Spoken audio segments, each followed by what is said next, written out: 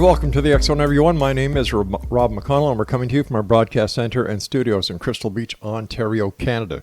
Now, if you'd like to send me an email, xzone at xzoneradiotv.com, on all social media sites, Xzone Radio TV.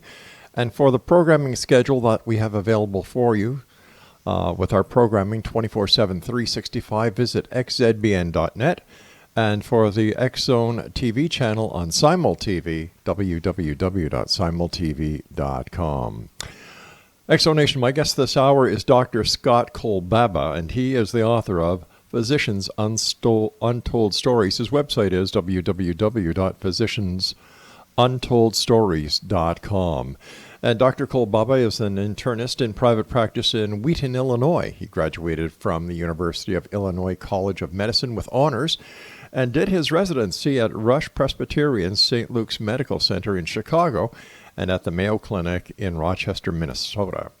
He has been awarded membership in the Alpha Omega Alpha Honor Medical Society and has been featured in the Chicago Magazine as a top doctor in internal medicine. Joining me now is Dr. Scott KOLBABA. And Doctor, welcome to the X Zone. Thanks, Rob. It's great to be here. Your book has a very interesting title, Physicians' Untold Stories. Tell us a little bit about the title and what was your inspiration in writing this book? Well, the title comes because there are so many doctors that have unusual stories that don't share them. We doctors don't talk about deep subjects very much. We talk about gallbladders and our golf game and what we're doing on the weekend, but the stories that I happened to collect were really, really very deeply spiritual and unusual stories. And I was very surprised because I'd been in practice for about 25 years before I even started to hear some of these stories. And so I thought that the title of the book would be very appropriate as Physicians' Untold Stories, because these are basically untold. And the reason they are is the physicians were afraid that they would lose their patients or lose their credibility when they shared some of these supernatural experiences with me. What was the first story that you were told by a patient that was the idea for everything you've done since that very first encounter with that patient? I think one of the first stories that I had was a fellow, Taylor Manning was his name, and Taylor was traveling outside the state, and he called me up because he was having some right upper abdominal pain. And I said, it sounds like gallbladder. It was typical after eating. And I said, you better get to the emergency room, which he did. They saw him in the emergency room. They did all the tests, and it was all negative. They gave him some narcotic, and he seemed to get better. But I said, when you come home, Taylor, let's take a look at you and make sure that you're okay. So he came home. He was still having the pain. So at that point, I ordered some of their sophisticated tests, thinking that, the hospital didn't do all the right tests, and I ordered some fancier tests, and everything came back normal. And he was still having a great deal of pain right upper abdomen, again, very typical for gallbladder. And so I didn't quite know what to do with him, but it was really unusual. After about 3 or 4 days, after a couple of additional tests, I woke up in the morning thinking, I have to call him this morning and talk with him. And that's really unusual. It was about 6 o'clock, 6:30 in the morning. So I called him up. I'm sure I woke him up. And I said, I'm thinking about you. And I had this idea that you need a lung scan. And he said, well, that's kind of unusual because this is an abdominal pain. Why would I need a lung scan? And I said, I just had this feeling, this overwhelming feeling that I couldn't get out of my system. So he said, well, I can't do it today because I'm flying off to Denver. And so I didn't know quite what to do. I said, when is your flight leave? And he said, about 2:30 in the afternoon. So I said, if I can get you the scan first thing in the morning, would you go for it? He paused for quite a while and finally said, okay. So I called the radiology department. I told them what I was looking for. They kind of laughed at me, for doing a lung scan for a person with abdominal pain, but they decided to go ahead with me. So they told him to come right over. He went over there, and about an hour later, I got a call from the radiologist. Radiologist said, nice call, Scott. How'd you think of a lung scan? And I said, I just woke up this morning and thought about it. And he said, well, you probably saved his life. He had a massive pulmonary embolus sitting on his diaphragm on the right side of his lung. Had we not done the lung scan and he flew off to Denver, he might not have survived. How did that affect you personally, Dr. Scott? I was really shaken up. You get weak knees when these kinds of things happen to you, and you get the goosebumps, and you think, boy, there's something else that was looking out for him and out for me that morning when I woke up. And so after that, you let that pass, and it impresses you for a while. But then, the busyness of life takes on, and the usual humdrum of things. But then a couple other docs came to me with unusual stories that I've never heard before. And after I heard those stories, I thought, I better write these down. This is so incredible. And I wondered if other doctors had stories like those also. And I started asking, and I was very, very surprised in my interviewing with 200 or 300 doctors that many doctors had unusual experiences. And the ones that gave me goosebumps or made me tear up were the ones I put in the book. 200 or 300 doctors. Now, if they were the stories that you were told by them, can you just imagine how many untold other stories there are out there? There have to be millions. Yeah. And what I've learned too, Rob, is that it's not just the doctors that have these stories. I think in talking with my patients, and I love to tell these stories to my patients. I always get behind in the office when I'm telling these stories, but I've found that when I tell these stories, frequently, I should say, many patients will say, well, it's neat that you told me that story because I had one like that, or my mother had one like this. Yeah. And it's amazing how many people have had these supernatural, miraculous, spiritual experiences that they're all also afraid to tell. Here you are, a Western medical practitioner, highly recognized as a professional. You've spoken to 200-300 other doctors in the Western medical field who have had these experiences. How do you, or can you even explain how these happen? Well, the doctors have their own explanations, and I think and I do too, and I think most of the doctors would say these are divine interventions from God. Okay. And you can believe what you want. You can believe a force is out there, that the universe, but most of the docs that I talk with said this was just an intervention from God, and it saved someone or saved me, or it did incredible things to move something along. I believe in divine intervention, so I can fully understand that. How did the other doctors feel about revealing these stories to you, knowing full well that they were going to be published? Did they fear ridicule? Did they fear retribution from other members of the profession? Absolutely. These are unusual stories. And the docs that I interviewed, I've known for many, many years, some of them over 30 years. My goodness. And I picked the docs that I knew were straight arrow docs, kind of boring at parties. They just like to do their work. They were great doctors. They had no reason to gain anything from telling these stories. And so they were all very hesitant to tell me. As a matter of fact, Dave Mokel, who's a great orthopedic surgeon, who told me one of the first stories, ran up to me in the hallway, and he said, "Scott, I've got to tell you this story about a mutual patient." And I said, well, "Okay, Dave, go ahead and tell me." And he said, "Well, I can't tell you here. Someone might hear me." So we had to go into a private room on the floor where there were no patients in the room. And he went on to explain an incredible story. And I said, "Well, Dave, who did you tell the story to already?" And he said, "My wife, and that's it. No one else." And so that's kind of what the theme was for the doctors. They were afraid that something would happen to them. And then the next question, Rob, obviously is, well, why did they let me publish these stories if they were afraid that people would, would leave their practice, or the doctors would shun them and so forth? I think one of the things I discovered about docs, and again, it was really fun to interview these doctors because I was able to really get into the heart of a doctor, the soul of a doctor, as to what makes them tick. I think the thing that they expressed to me was that they wanted to make a difference in the world. They wanted people to know that there's something else out there. Right. And that desire to be what I called sappy do-gooders was greater than the fear of losing their practices and losing their colleagues. And as it turned out, no one was shunned by their patients. No colleagues were ostracized. Right. It turned out to be the greatest thing that ever happened, because many, many patients have come up to me and other doctors and said, "Thank you for telling these stories, because now we feel better ourselves about sharing our own stories and our family stories."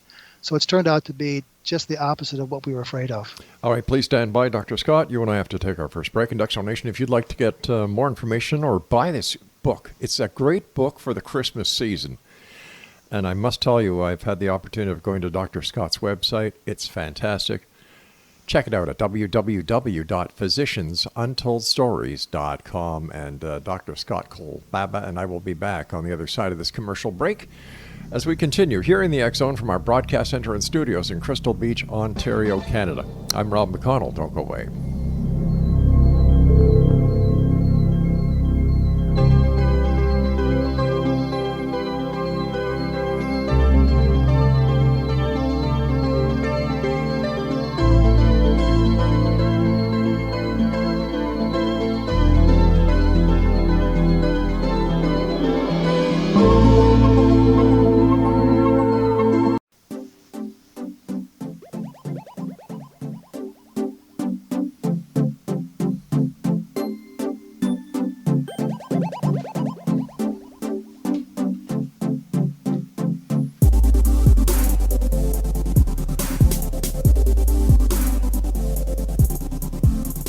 Welcome back, everyone. Dr. Scott KOLBABA is our special guest of this hour. He is the author of Physicians Untold Stories. His website, physiciansuntoldstories.com.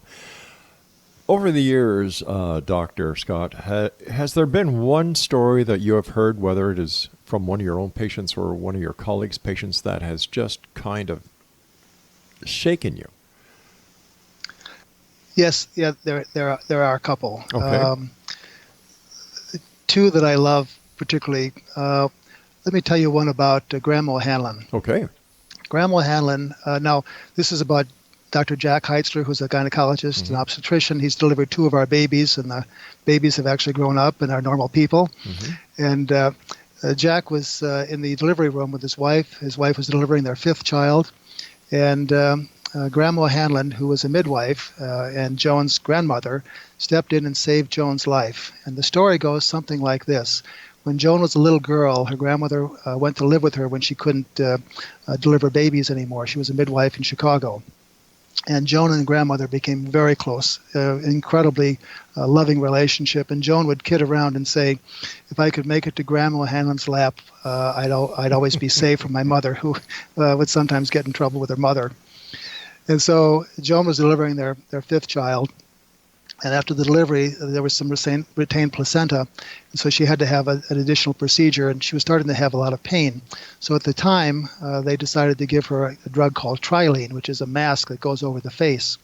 And it puts a woman into deep sleep, and they can do the procedure, and then they take it off, and within a few minutes, it's gone. Right. And so they were ready to put the mask over Joan's face to give her the anesthesia. When Grandma O'Hanlon stepped into the room, little old Grandma O'Hanlon was dressed in her typical white polka dot dress, a little sweater vest on, her hair up in the bun, white hair up in the bun, little old lady shoes. And she stood at the foot of the bed and shook her head and said, basically, Joan, don't do that. So Joan pushed the mask away. And she didn't know why, and so she had to suffer a little bit with the pain. But no one realized that Joan had eaten a very large meal right before she went into labor. And about 30 seconds after she pushed the mask away, she vomited the entire meal. Ooh. Had she been in deep sleep, you can imagine, Rob, what would have happened. She'd have aspirated all that vomitus and might have died from an aspiration pneumonia. So Joan says that she made it back to Grandma O'Hanlon's lap one last time, having transcended time and eternity, because Grandma O'Hanlon had died 22 years before. My heavens. That's one of my favorite stories. Can you give us another one, sir? Sure. The one I like, too, is about, this is one of the first ones I heard. This was from Steve Heim, who is an orthopedic surgeon. And this is a fun story because Steve is a great orthopedic surgeon. He's also a trauma surgeon, and Steve was kind of burned out from the busyness of life and the busyness of his practice. So he decided to take his wife and his wife's sister on a skiing trip to Colorado, and they're expert skiers, and Steve is particularly good at anything in athletics. So they were going down this mountain they'd never been down before. And when they got to the top of the mountain, there was a sudden blizzard that hit. The temperature dropped about 40 degrees. The snow was coming down so hard they could hardly see more than 10 feet in front of them. But they had to ski down, so they started skiing. And Steve and the girls were skiing together as much as they could see each other. And then they came to a grove of trees, and they could all go to the right or the left. Steve decided to go to the right, and he thought the girls were with him, but they happened to go to the left following a group of other people. When Steve realized that they were on the other side of the grove of trees, he decided to ski through this 5 feet of powder snow, which, again, he's an expert skier. That was no problem at all. And as he's skiing, he suddenly had this feeling, this premonition, this unusual feeling. It was in his chest, like something was being told to him, and he didn't know quite what it was. And all of a sudden, he said, things got very still and very quiet, despite the wind blowing like crazy, the snow coming down sideways and upside down. It was a very eerie silence. He could hear himself breathe. He could hear the skis and the snow. And he decided then that he didn't know what to do, but he decided to stop. So he stopped skiing right in the middle of this grove of trees. Now, he didn't know why the heck he stopped. And then he took off his skis and stood there for a minute. Again, it was this eerie silence, and it was a feeling that he was being called to do something that had life and death implications, and he had no idea what it was. So he started to then climb up the mountain. Now, this is in the opposite direction of where the girls were actually waiting for him. He couldn't see the girls, but he knew that they were on the other side of the grove of trees. And he's climbing up this mountain, climbing and walking and climbing in mountains. It's a steep mountain. And he came to a big tree, and under the tree there's like a tree well. You'd know from Canada what those look like. Yes. It was a big well that goes down to the base of the tree. Mm-hmm.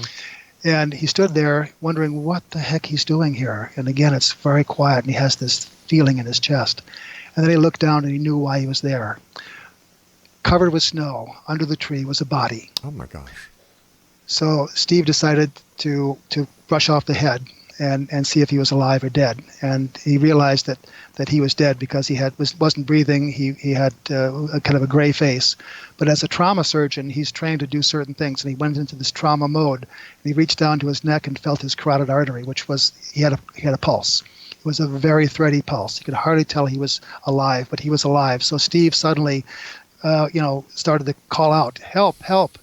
One of the last skiers down the mountain heard his cry, came to his side. Steve said, "Go down and get the snow patrol as soon as you can, the ski patrol, and send him up here. This fellow's almost dead." About 15 minutes later, he saw the light from the snowmobile, and the gurney was being pulled behind it. They loaded up this unconscious, shocky skier, and they took him down to the lodge, and they had the ambulance waiting and whisked him off to the hospital. Steve, in the meantime, had used his jackets to cover the skier and did all the things that he needed to do, and he was shivering with both adrenaline and also cold. Got his clothes back on, zipped out as fast as he could to the girls, which were still waiting on the other side of the grove of trees, and then skied down the mountain. There he got his reward, a cup of hot chocolate. Man. The next day he called up the hospital and said, "What happened to that skier?" And they said, "You won't believe this. The skier is perfectly fine. There's no frostbite. The leg that was broken, that Steve actually splinted in the field with his underclothes and a tree branch, was perfectly splinted. They didn't have to make any reset of the bones. And the skier was perfectly fine." And I said, "Steve, how do you account for that? What happened there?" Yeah. And he said, "It's got to be someone from above, because if I hadn't found that skier, he wouldn't be found until the next year when the snow melted." Good God. And he said that day 2 people were saved.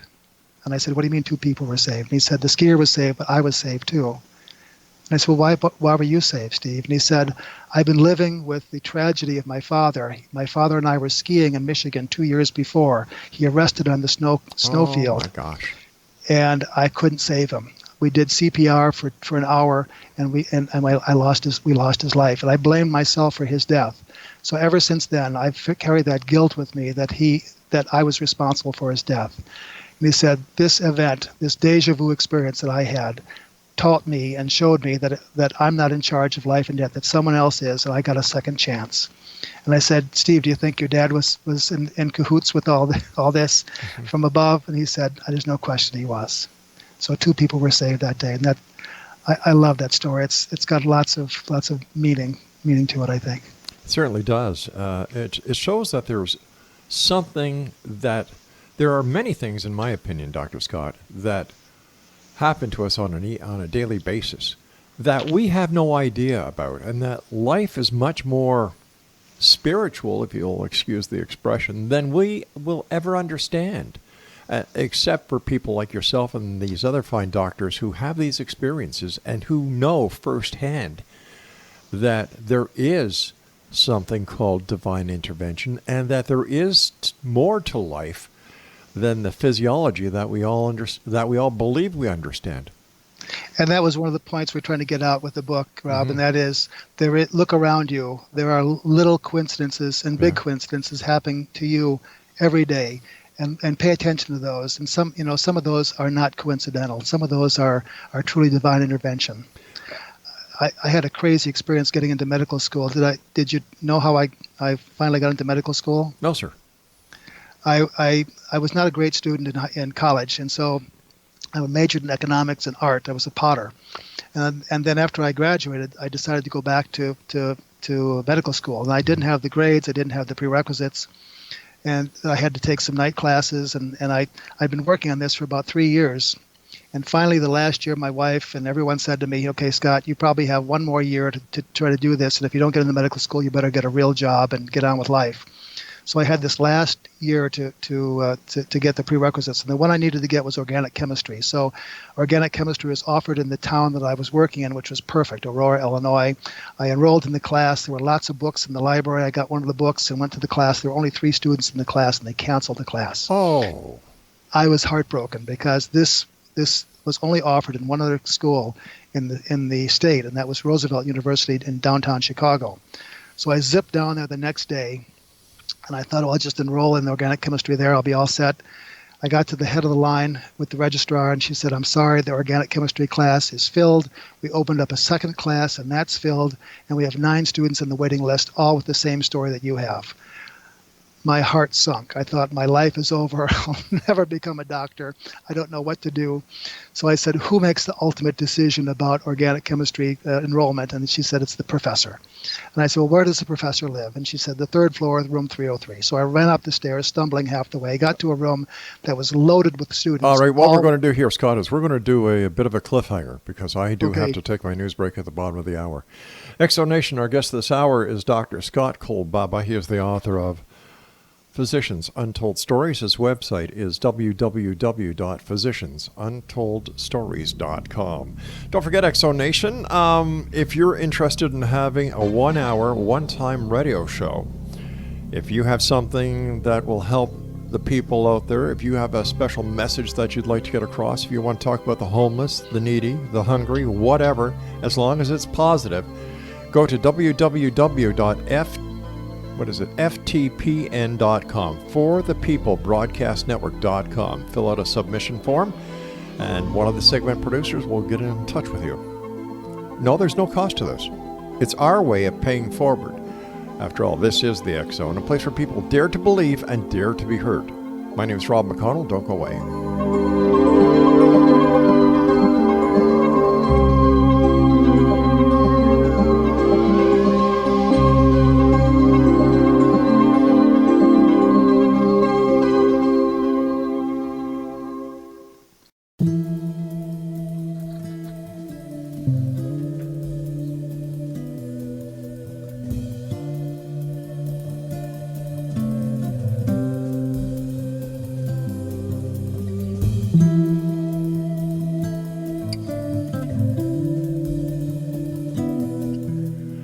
And welcome back, everyone. This is the X Zone. I am Rob McConnell. We're coming to you from our broadcast center and studios in Crystal Beach, Ontario, Canada. Once again, to visit the X Zone Broadcast Network website, where you can find out about all the shows we have available to you 24/7, 365 around the world. Go to www.xzbn.net. And for the X Zone TV channel, it's on SimulTV at www.simultv.com. Dr. Scott KOLBABA is our special guest. He is the author of Physicians Untold Stories. His website, physiciansuntolledstories.com. When you're talking to these patients about their experiences, do any of them or have any of the doctors talk to you about dreams that they have had that may have foretold about the events that they were going to be part of? Yes, there were a couple doctors that had some really incredible dreams, and one of those is Rich Jorgensen, who is a surgeon. And Rich was talking to one of his friends, and she was kind of a hippie 70s type, and she said, the spirit will allow you to tell your dreams to a person that you dreamt about, and you need to do that because that's a way of them communicating with someone. And Rich thought that was an interesting idea, but he couldn't remember many dreams that he had. Well, one night he had this most incredible dream. He dreamt It was kind of a bad dream. He dreamt that one of his good friends, Judge Glasso, who was a prominent judge in the Illinois area, had died of a heart attack, and he could see him in the casket in the funeral home. He could see people crying all around. It was just one of those dreams. Rob, have you ever had a dream that you woke up and you couldn't get it out of your mind because it was just a phenomenal dream? Definitely. And so Rich kept thinking about this dream, and he thought about this friend of his that said, you have to tell people. And he was very hesitant to tell his best friend that he saw him dead in his dream. But he had to call him up. He called him up and very hesitantly said, Judge, I had a dream about you last night, and I dreamt that you were dead. Well, the judge kind of laughed about that. That's kind of a preposterous dream. And Rich said, well, I'd like you to do one thing for me. If you could just go get a physical. You probably haven't had a physical for a while. And the judge said, no, I haven't. So Rich said, get a physical, and I'll be very happy then if you get their physical. So the judge went to get a physical. He had a complete exam with EKG and labs and x-rays and so forth. Everything was perfectly fine. So he called up Dr. Jorgensen and said, Rich, okay, I did what you said. The doctor said I'm going to be perfectly fine, and don't worry about me anymore. And Rich got this sick feeling in his stomach, like the dream was so powerful that he said, Judge, I need to have you do one more thing. I dreamt that you had a heart attack. Would you please see a cardiologist? And the judge says, come on, Rich. I did all you said I needed to do, the doctor and so forth and so on. It turns out that he did see the cardiologist. The cardiologist put him on a stress test, which he failed very badly. And then admitted him to the hospital right away, did an angiogram, and he had multiple coronary lesions and what's called a widowmaker. Right. Widowmaker is that one main artery that supplies most of the heart with blood. He would have been dead within a few weeks or months had he not had that done. The next day, they decided to do a bypass much sooner than they would normally because they were afraid he would die of a heart attack if they didn't. They did the bypass. He was very successful. It literally saved his life, and he lived for many, many years after that, perfectly healthy, and about 1,000 games of golf with Rich Jorgensen later. He was great. What a story. What a dream. And so I think we all have dreams sometimes that if they're really powerful, we just need to pay attention to what we dreamt. Now, before we went to the commercial break with the news, we were talking about how you got into medical school, and you were running upstairs to room 303 to see the professor because he had the ultimate okay, or he had the ultimate ruling who got in and who didn't. So please continue that story. Well, I got up there, and if I didn't get this class, I would not become a doctor because I had this last year to finish up. There was only organic chemistry was the only prerequisite I needed. If I didn't take that, I'd have to get a regular job and give up my hope. So I got to this room where there were a bunch of students who were asking about the same thing that I was. Can I get into the class? And I must have looked really sad to the secretary, and I said, I just need 30 seconds of the professor's time. And she said, okay, you can go to the little ante room there where the two professors that are teaching the class are talking. And I sat outside the room.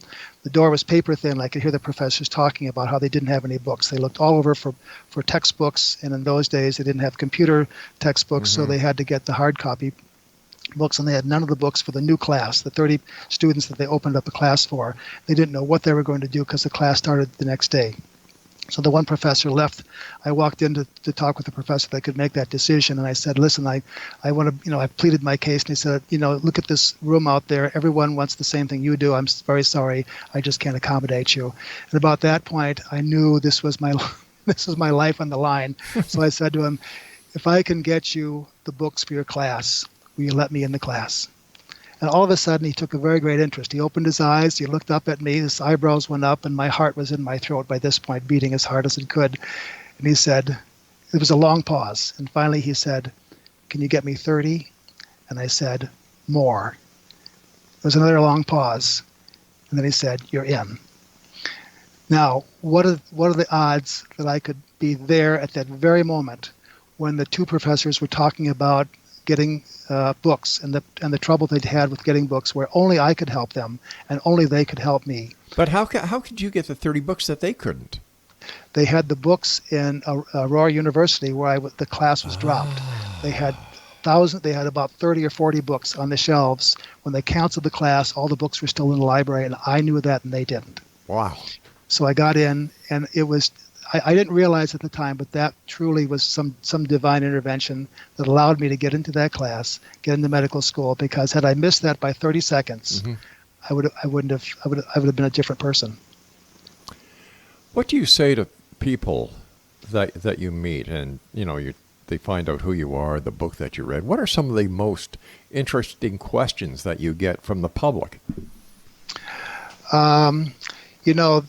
The public, and especially my patients to whom I like to tell these stories, have been very, very positive and very supportive. I've received literally no criticism from any of my patients or any of my friends or anyone, basically. And that was shocking to me, that people say that these stories give me hope, they give me peace, they renew my sense there's something else out there. So it has been very positive. And in addition to that, many patients will tell me their own story. They'll say, "Listen, I've got a story like that too that I've never told anyone." Yeah. And let me tell you. And I've heard some incredible stories from patients.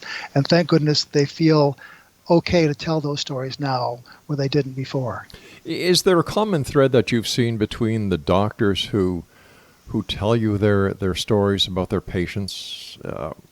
Because this seems like these are very special members of not only the Western medical profession, but of society itself. I looked for that. I looked to see, are these spiritual people? Are these religious people? Do they have some characteristic in common?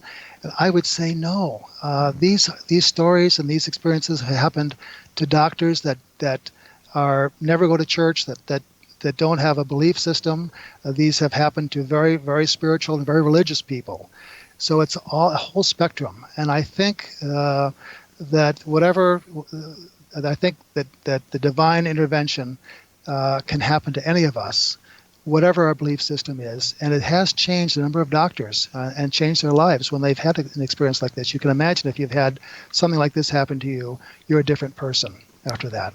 So it's all spectra of doctors. How have these experiences changed the lives of patients?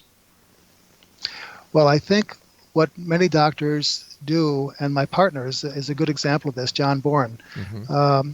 John will say, when I get that little voice in the back of my head, I listen to that. And I think he and many other doctors that get that little premonition will listen to that. Now, you can't order crazy tests and things that don't make any sense. Right. But, for example, he had a patient the other day who he was clearing for a pre-op for a total joint surgery, and he does a lot of that. And he had this, after they cleared the person that day, he went home and he had this little naggy thought in the back of his head, maybe I should do a stress test on this guy. Maybe I wonder if I should do something like that. And he said, that's that little voice, and he knew he had to do something. So he did a stress test.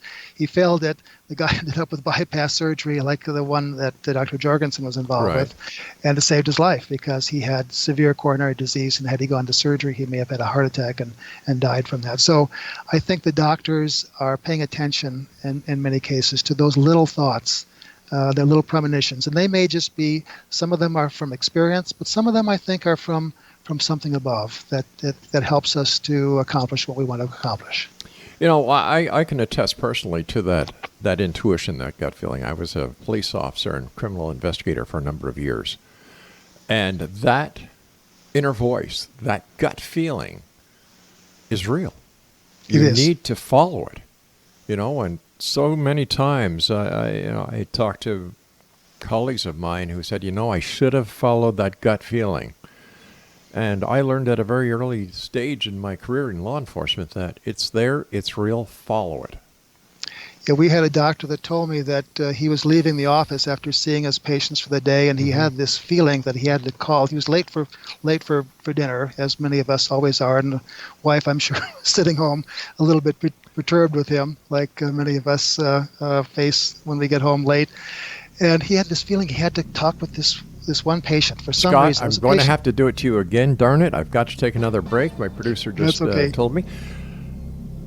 Dr. Scott KOLBABA and I will be back as we wrap up this hour here in the X Zone from our broadcast center and studios in Crystal Beach, Ontario, Canada. For more information about Dr. Scott KOLBABA, how you can get a copy of his book, Physicians Untold Stories, visit his website, www.physiciansuntoldstories.com. I'm Rob McConnell. We'll wrap up this hour. Don't go away.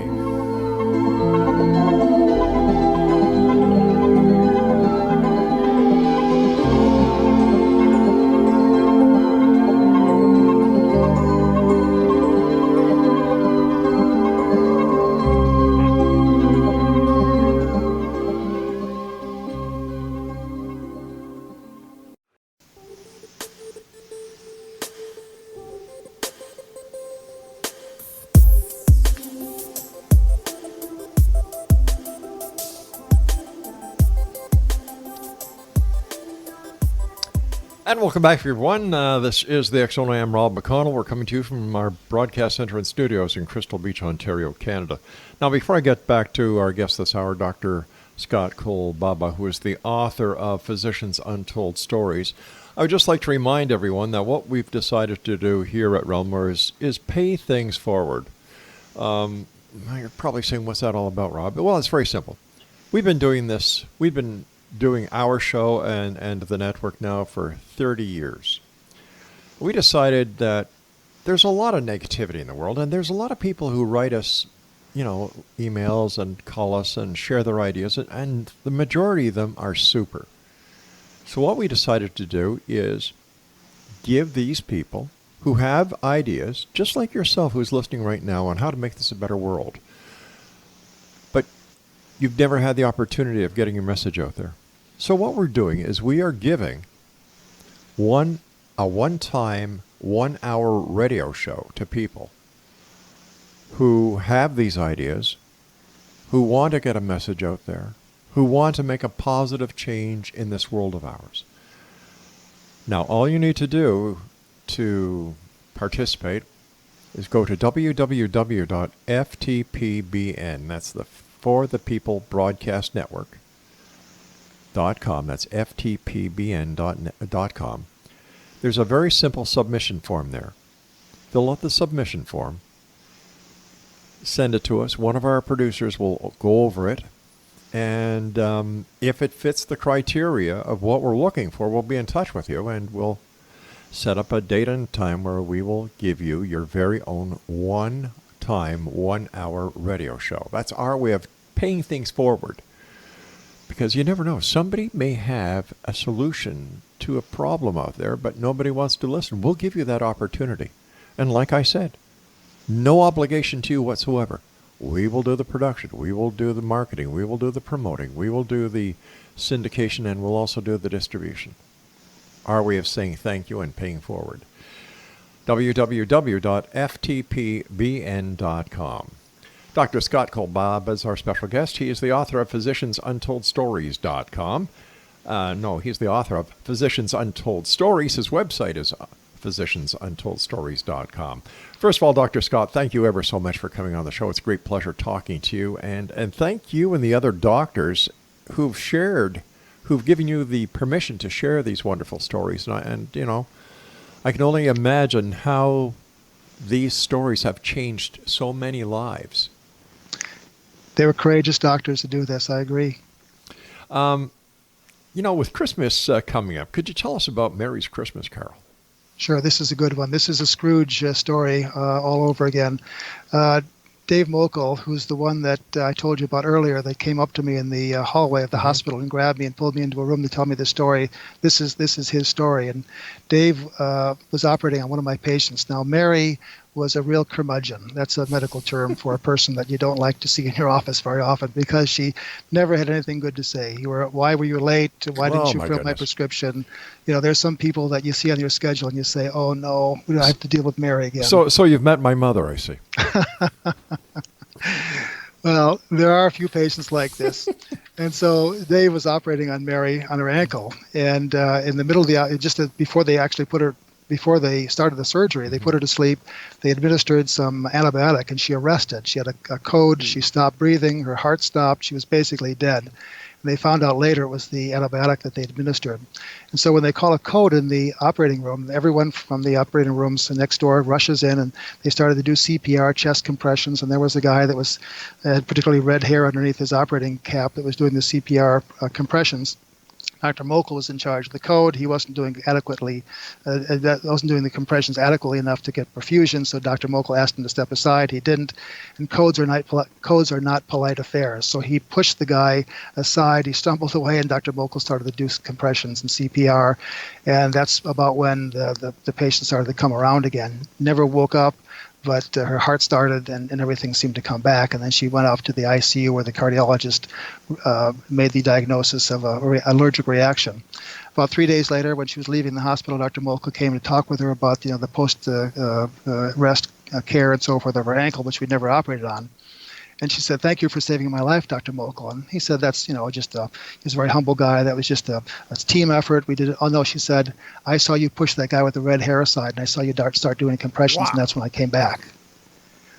Well, Dr. Mokel got weak knees and had to sit down at that point. He was late for work, but he decided to sit down and listen to the story. And he said, "Well, how did you know that?" And she said, "When I arrested, I rose to the top of the room and I could see everything that happened." And she named dozens of things that no one could have mentioned: the color of the nurse's dress, the color of the stethoscope, the number of people that were there, and then she recognized some individuals that were there, and so forth. And Dr. Mokel said, "Well, that's incredible." And then Mary said, "In addition to that, when I was there doing that, my grandmother, who had been dead for many years, came to me and told me that I needed to be a good and kind person, and if I was, there would be a special place in heaven for me." And then the grandmother left, and she went back into her body when her heart started to beat again. Dr. Mokel said, "This is an incredible story." And he tried to reason how scientifically this could happen, and he just couldn't come up with a scientific explanation. This was just an out-of-body, near-death experience. And afterwards, I saw Mary in the office. She brought us cookies. She was the nicest person in the world. She had totally turned her life around. She was kind and gentle to all of her relatives and her parents. She didn't live for a very long time after that because she had multiple medical problems and diabetes and so forth. But the time that she was on Earth, she was the kindest, most wonderful person. And I call this Mary's Christmas Carol because she truly had a Scrooge experience where she went from being unkind to the most kind and loving person that you can imagine. And that reminded me of the essence of Christmas. Isn't that wonderful? It's never too late, is it, Doctor? No, it isn't. It isn't too late. Touching briefly on out-of-body experiences and near-death experiences, based on the people that you've talked to, what happens when they experience a near-death experience? Do the stories vary, or is it basically the same storyline? Rob, I've been very surprised. I didn't know anything about these kinds of events and experiences, and you don't learn about this kind of stuff in medical school. Right. And after hearing these experiences, I started reading other books and listening to other people talk about their near-death experiences or their out-of-body experiences or their experiences with death or people coming back to help and so forth. And I was surprised to find out that many, many people have had very similar experiences. Yeah. I thought the doctors were very unique in the stories that they had, and they have some very unusual stories. But many of these stories are very similar to the stories of other people and other cultures and other professions, and so I was very surprised that these kinds of things happen over and over, and they're very similar. That was very surprising and shocking to me. What has been your most significant revelation since working on this project, publishing this book? And I understand there's another book coming out.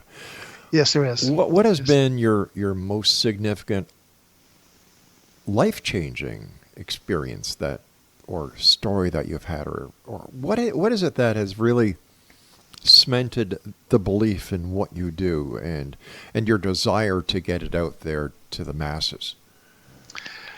I think there were probably two experiences that I had. The one I can think of was the near death of my daughter. My daughter Lucci is a show choir girl, and so she dances and sings on stage in high school. And they took a bus to Onalaska, Wisconsin, and it was about a 5-hour drive from Chicago.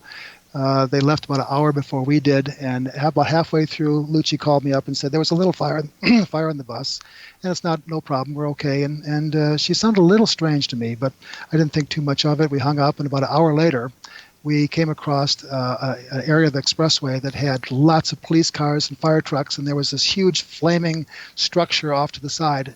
It was a bus. Oh, no. It was Lucci's bus. My wife almost freaked out. She said, "That's Lucci's bus." It was totally on fire. The whole thing was incinerated. And evidently what happened was the rear tire of their bus became a flat tire. And the rubber was hitting the side of the bus and caught it on fire. And they pulled off, and the bus behind them started texting all the girls in the first bus that their bus was on fire. They had to get out. Well, the fire went very quickly. The bus filled with smoke. The girls only had one escape exit in the front of the bus, and so they had to line up. My daughter Lucy was in the back of the bus. The flames were on the side of the bus. They were going underneath the bus. The bus was filled with smoke. The girls were coughing and screaming. They were trying to get out of the bus before they all burned up. The flames were getting larger and larger, and then the people in the bus behind that said there was something really strange that happened. All of a sudden, it was like a blanket, like a giant hand went over the bus. The flames died down and allowed every single girl to jump off the bus without being harmed the least. When the last girl jumped off the bus, there was a roar of flames that came through the bus and burned everything in the bus. Oh, my Lord. Had Lucy been in the bus, she would have been killed. And that was one of the most moving experiences that I've ever had. Scott, Scott, I know that we've got many more stories that we could share with the listeners, but unfortunately we've run out of time for today. I'd love to have you back on anytime your schedule allows, Scott. I admire the work that you do. I love what you're doing. So to you and the other practitioners in the medical community who allowed these stories to come forward and be known, thank you very much. Thanks for having me on, Rob. It's great to share these stories with you and your listening audience. Thanks a lot, Dr. Scott. And Exonation, once again, if you'd like more information about Dr. Scott KOLBABA, visit his website, physiciansuntoldstories.com. This Exonation would make a wonderful Christmas gift because this is the season of miracles. I'll be back on the other side of this commercial break with the news at 6.5 minutes past the top of the hour as we continue here in the X Zone with yours truly, Rob McConnell, on the Talkstar Radio Network, Mutual Broadcast Network, X Zone Broadcast Network, and Simul TV. Don't go away.